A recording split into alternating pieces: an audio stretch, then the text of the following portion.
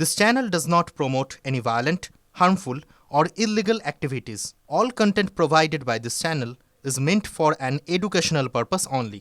আর এই ফর্ম 7 জমা নিয়ে রাতেও ধুন্ধুমার হয়েছে হাওড়ার সদরে।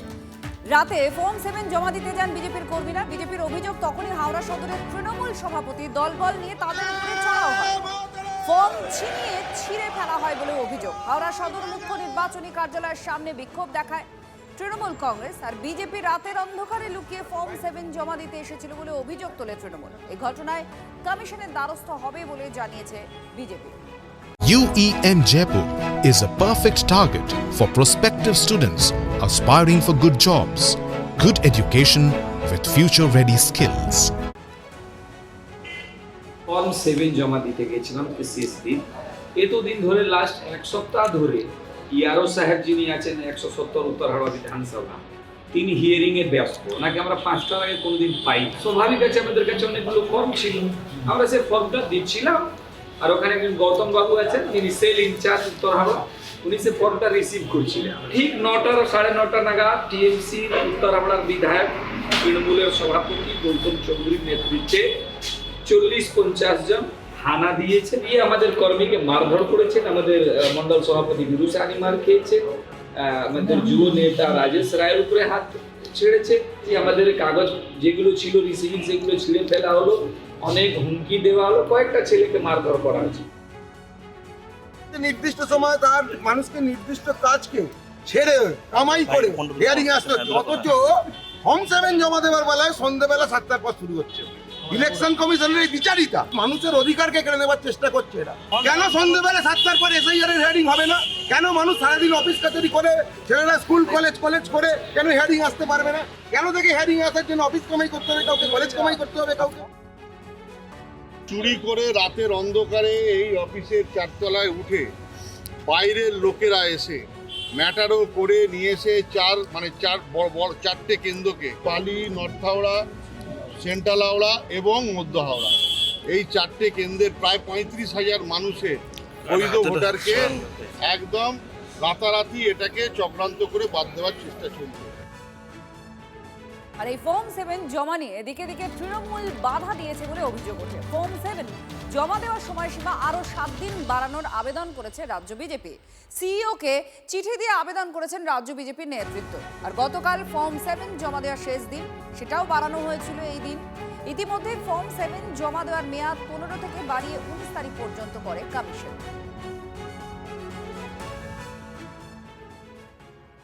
যখন জমা দিতে যাচ্ছে তখন কোনোভাবে তৃণমূলের যারা গুন্ডাবাহিনী তারা খবর পেয়ে যাচ্ছে। এটা একটা অদ্ভুত ব্যাপার।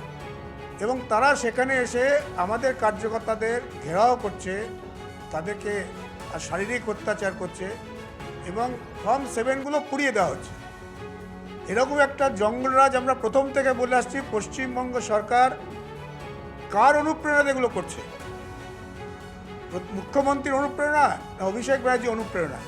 এইভাবে চলছে সারা পশ্চিমবঙ্গে। তার জন্য আমরা ইলেকশন কমিশনের কাছে এসেছিলাম যে আরও 7 দিন কমপক্ষে আর 7 ফর্ম জমা করার ব্যাপারটা প্রয়োগটা যেন করা হয়।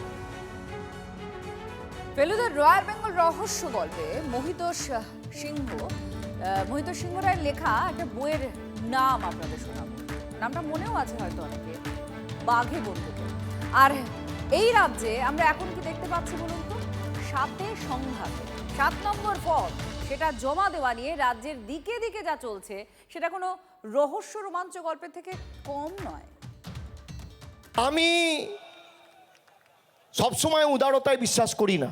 আমরা সবাই আইনকে শ্রদ্ধা করি, গণতন্ত্রে বিশ্বাস করি, কিন্তু যেখানে এরা বেশি লাফালাফি করবে, শান্তি সম্প্রীতি শৃঙ্খলা বজায় রেখে এবার রবীন্দ্রসঙ্গীতের সাথে একটু ডিজেও বাজবে। আসানসোল, দুর্গাপুর, ব্যারাকপুর, চুঁচুড়া, মগরা, মুর্শিদাবাদ, তালিকাটা বেশ লম্বা। দিকে 7 সংঘাত। কি কাজে লাগে এই 7 নম্বর ফর্ম? নির্বাচন কমিশন বলছে খসড়া তালিকাতেও যদি কোনো ভুয়ো বা মৃত ভোটারের নাম থেকে যায় তাহলে ফর্ম 7 জমা দিয়ে তা বাতিল করা যায়।